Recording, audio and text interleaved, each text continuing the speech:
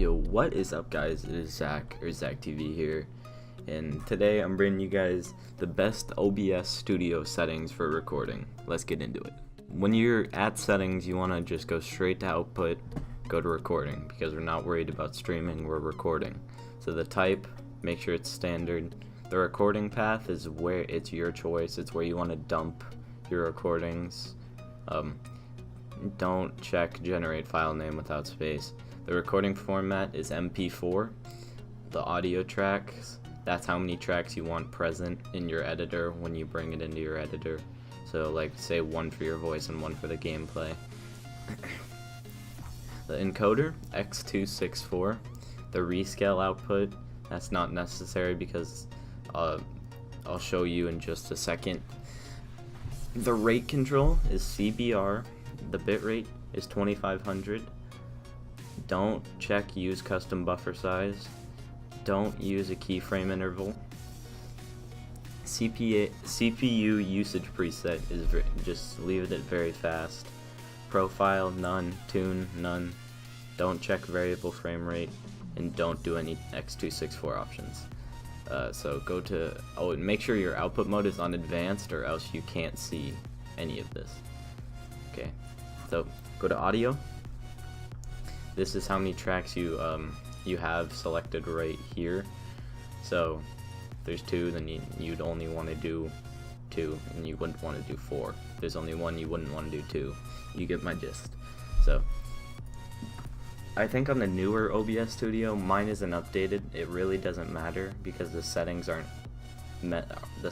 different at all, except for I think it's just a tad bit better on audio. I think these go up to 320. I'm not sure, but either way, past 160, it's still 160 is still fine. So just do the best whenever you can on audio bitrate. So it's probably going to be 320. You can name it whatever name you'd like. So yeah, we're pretty much done with this. So go to audio and your sample rate. Your sample rate needs to match your microphone's. So it needs to match your microphone's hertz.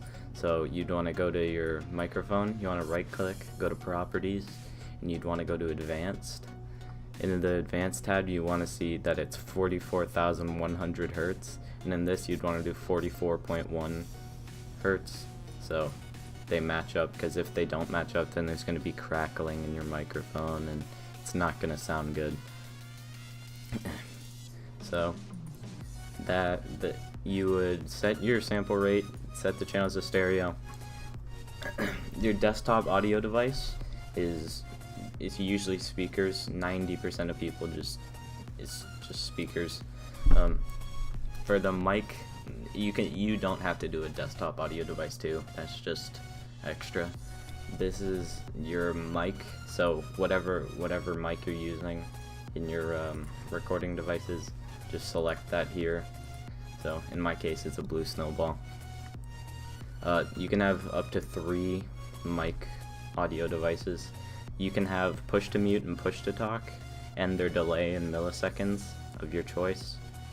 I don't have any of that, so yeah. For the base canvas resolution, it's 1920 by 1080. See, this is what I was talking about earlier. Whenever you don't check rescale output, because there's no need to rescale it if it's already at 1080p.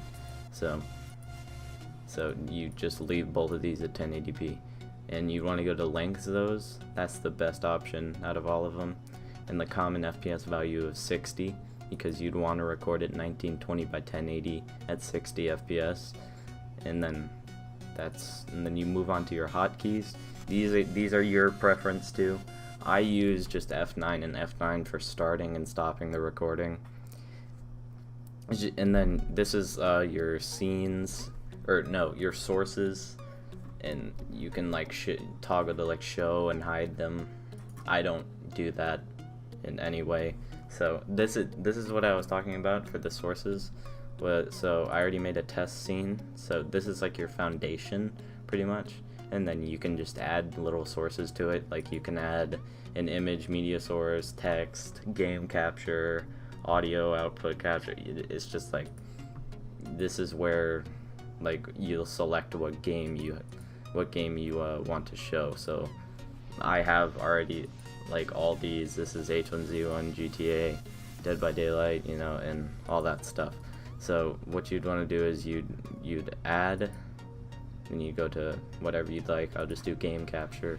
We'll do I don't know, Rocket League again, even though we can't choose Rocket League.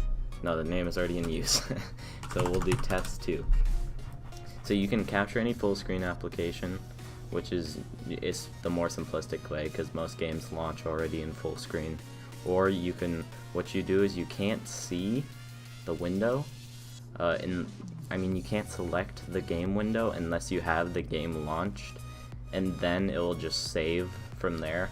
But what you'd want to do is you'd want to leave it at executable name. I couldn't say that for some reason. Executable name. Don't check multi-adapter compatibility. Don't do force scaling. The rest is your choice. So the scale resolution, that would only be there if you had it checked in the settings, but you didn't, if you followed me. So you don't want to check allow transparency, limit capture frame rate. That's your choice. I usually don't capture my cursor, but you can do that if you'd like, and just other than that, just leave that how it is. So that would, and then you would name that whatever game you'd like, and then once again you'd have to launch the game in order for you to have it selected right there. So yeah, and that was pretty much all the settings. Nope, we have to go to advanced. Advanced for the renderer, use direct 3D 11 video adapter. That's not necessary. For the color format, NV12, YUV color space 601, YUV color range full. You don't have to change this, and then you don't enable anything else. So this has been pretty much your basic 1920 by 1080p at 60 FPS recording for OBS Studio. If you liked it, please subscribe anyway. I'll appreciate it. If you're hearing me right now, I actually love you because you stick to the end of the video. So, you know, sub, like, comment, do that. See you guys in the next video.